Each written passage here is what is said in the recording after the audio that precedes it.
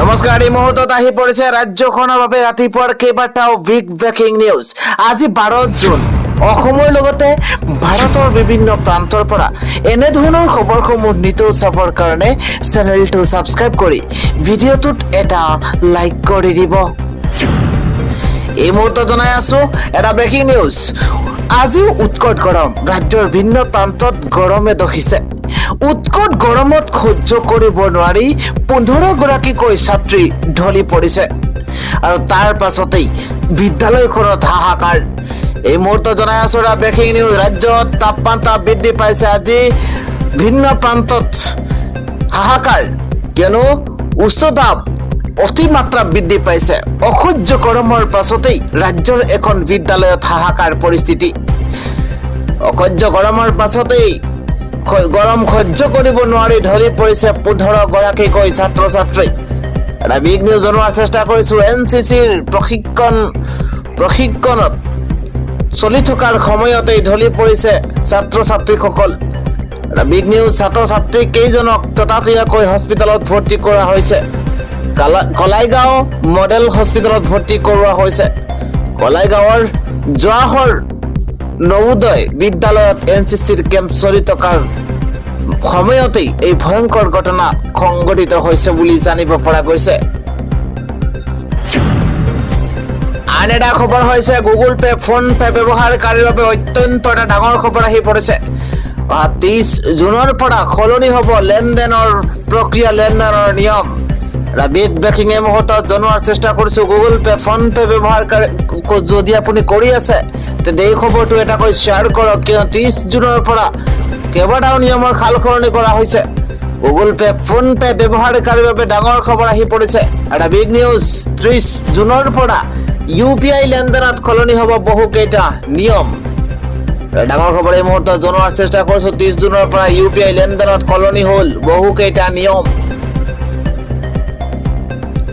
NPCI ঘোষণা কৰিছে বহুকেইটা নতুন নিয়ম।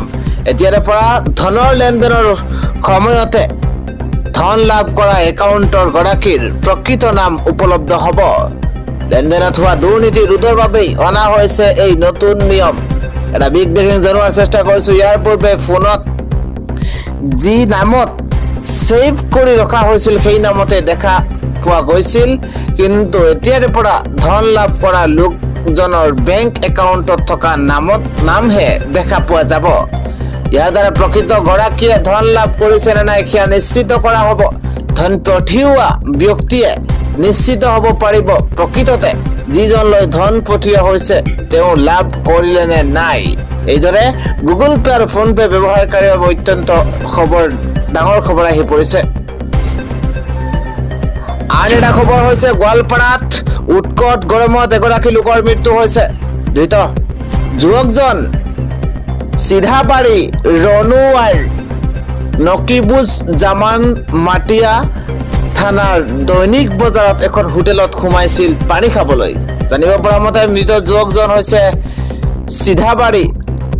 চিধাবাৰী ৰনুৱাৰ নকিবুজ জামান মাটিয়া থানাৰ দৈনিক বজাৰত এখন হোটেলত সোমাইছিল পানী খাবলৈ, আৰু তেনেতেই হঠাৎ চকীৰ পৰা ঢলি পৰিছে যুৱকজন। আৰু তাৰ পাছতে চৌদিশে হাহাকাৰ।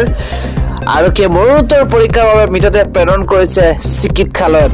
অনুমান কৰক গৰমৰ তাপমাত্ৰা। আপুনি সাৱধান হওক, সতৰ্ক হওক। যদিহে কোনো কাম নাথাকে আপুনি বাহিৰত ওলাই নাযাব।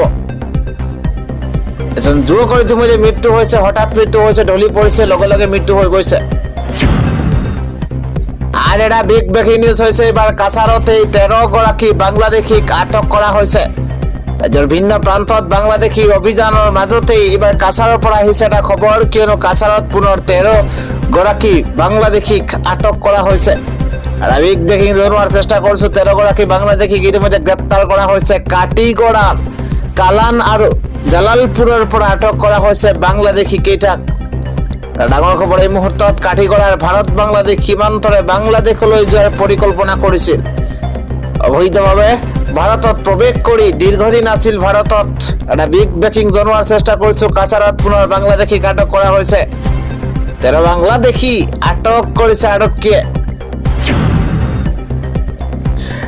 ৰাতিপুৱাৰ পৰৱৰ্তী ডাঙৰ খবৰ হৈছে এবাৰ ৯২টা পৰিয়াললৈ সকাহ। এইবাৰ নলবাৰীৰ উচ্ছেদৰ স্থগিতাদেশ জাৰি কৰা হৈছে। ইফালে ৰাজ্য চৰকাৰ কঠোৰ হৈ পৰাৰ সময়তে এইবাৰ ৯২টা পৰিয়াললৈ সাময়িক সকাহ দিয়া হৈছে নলবাৰীত। ১৩ জুনলৈ প্ৰশাসনে উচ্ছেদ চলাব নোৱাৰিব ৪৫২ বিঘা ভূমিত।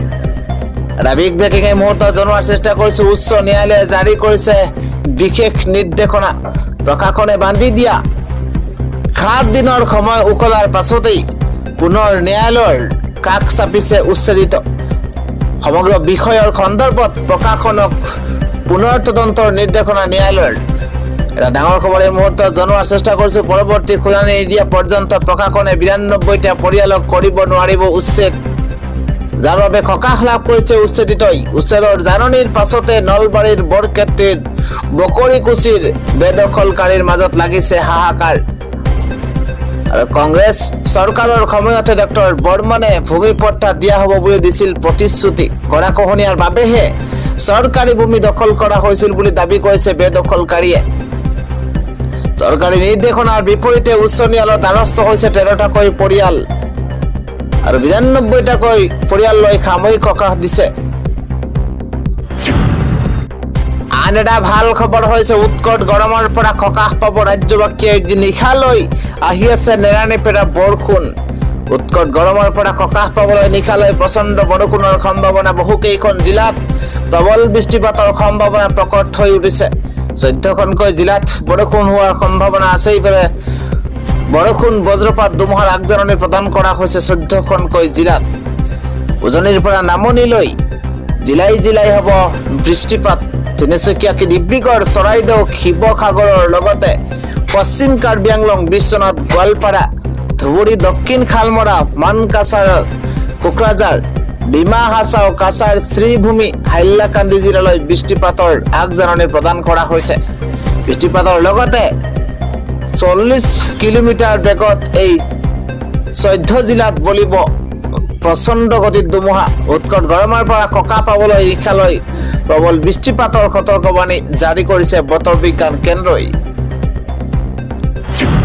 আন এটা খবৰ হৈছে মন্দিৰৰ ভোজ ভাত খাই ১০৭গৰাকীকৈ লোক অসুস্থ হৈ পৰিছে।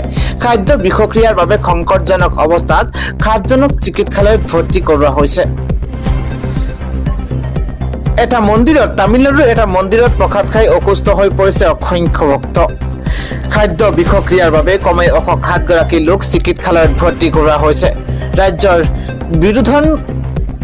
বিৰুনগৰ জিলাৰ এই ঘটনাই এক আলোড়নৰ সৃষ্টি কৰিছে বুলি জানিব পৰা গৈছে। আৰক্ষীৰ সূত্ৰ অনুসৰি কলমুদৈ গাঁৱৰ মন্দিৰত গাঁওবাসীৰ ভক্তৰ বাবে ৰাজহুৱা ভোজ ভাতৰ আয়োজন কৰা হৈছিল, যিটো ৬ জুনৰ পৰা আৰম্ভ হোৱা উৎসৱৰ অংশ আছিল। স্থানীয় লোকে জনোৱা মতে ভক্তসকলে খাদ্য খোৱাৰ পাছত এজনকৈ অসুস্থ হ'বলৈ আৰম্ভ কৰিছে। সকলোৱে পেটৰ বিষ আৰু বমি হ'বলৈ আৰম্ভ কৰিছে।